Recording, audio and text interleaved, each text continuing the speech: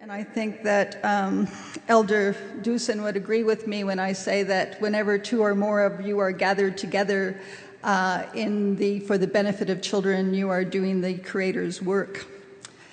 And I am very pleased to be sharing with you the research from the latest edition of the early years study.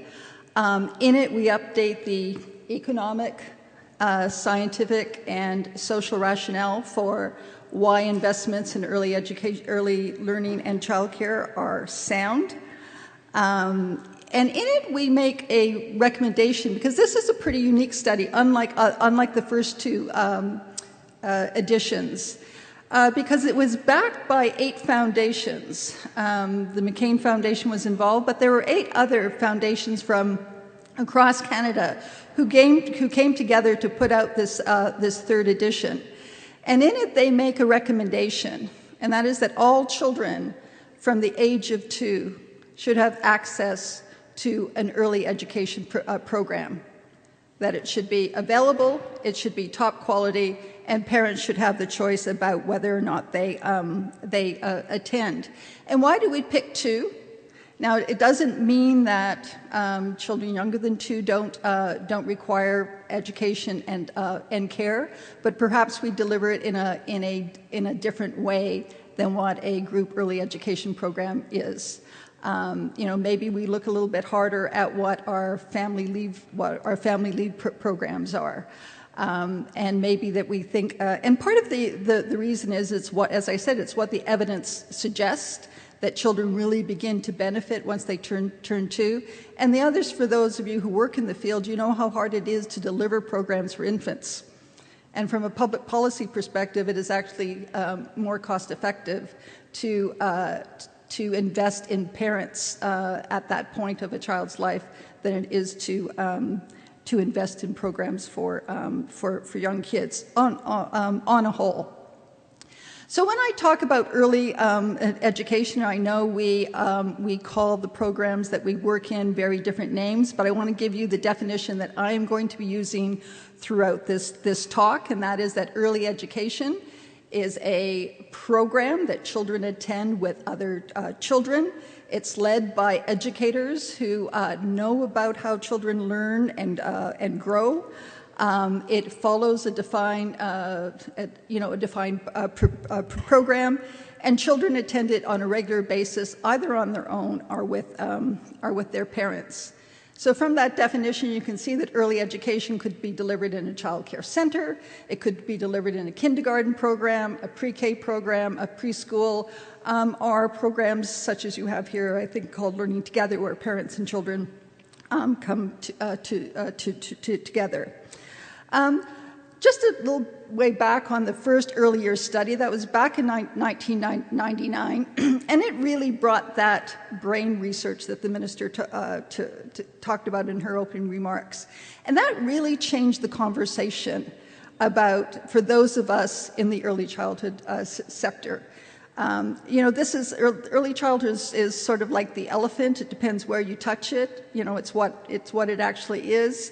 But what the brain story was able to do was actually give us the scientific underpinning for why we do the work that we do, and it really broadened advocates for this area of work. So as my colleagues would say, it moved it off the women's pages onto the front pages and into the business sections. So we began to get economists and health people and neurobiologists and a whole range of folks who hadn't been, giving young children much credit, much interest, who suddenly became very enthralled with the potential for the early years.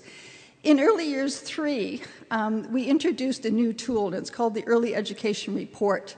And what that does, and I'll talk to you a little bit more about it later, but what that does is it actually is a policy monitor, which provides a snapshot of where jurisdictions are moving on in terms of their early childhood policy, based on the best evidence that we have at the time.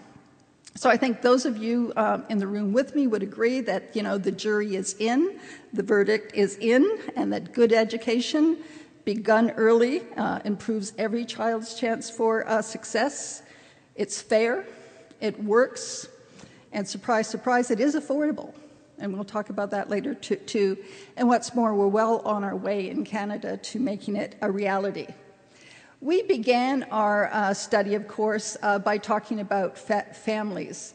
And in this particular research, we looked at the 3 Nordic countries, which are really seen as the gold standard for delivering programs for young kids, with 3 Anglo-American states, Canada, the UK, and the US. And we looked at 3 areas who are vulnerable to are at risk for poverty. So the first was families with children. And we see that in the Nordic countries, a really robust family policy rubric, very much like the circles that are on your with your early years strategy, are in place, and they keep poverty rates for families with children relatively low. Not so in the Anglo-American states, where just having children puts a family at risk of poverty.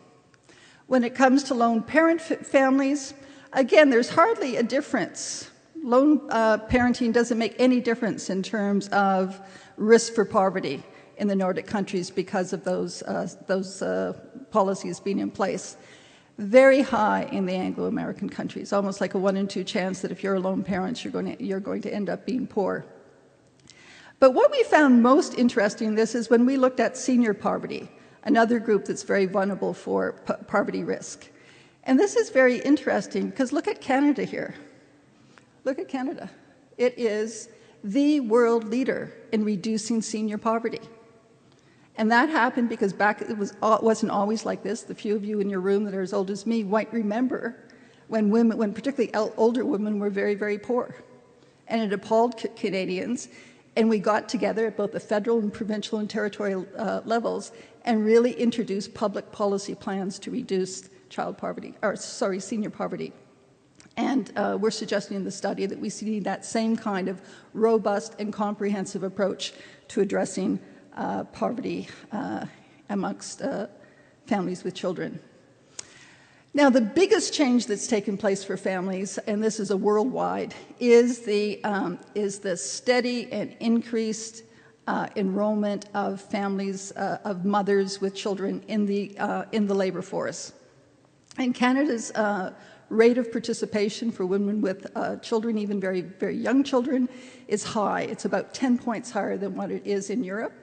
And those of you in the Yukon, your moms have a higher participation rate than the national average for Canada. And the reality is we need mothers' labor. I know we always have this debate of where should moms be? Should they be at home? So they shouldn't be at home. One of my fantasies, I used to, go to bed thinking about Robert Redford. My fantasy now is like, what would actually happen if mothers with young children stayed home? Well, the Vanier Institute did a study on that and found that $35 billion a year in tax revenues would come out of the Canadian Treasury for federal, provincial, territorial governments if mothers with young children didn't work, right?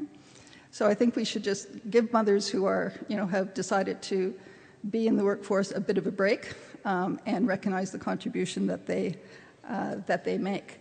The other thing is that mothers working are really part of an anti-poverty strategy. Is that when there are one-income families, the likelihood of that family being in poverty is 5 times higher than when there are 2 incomes.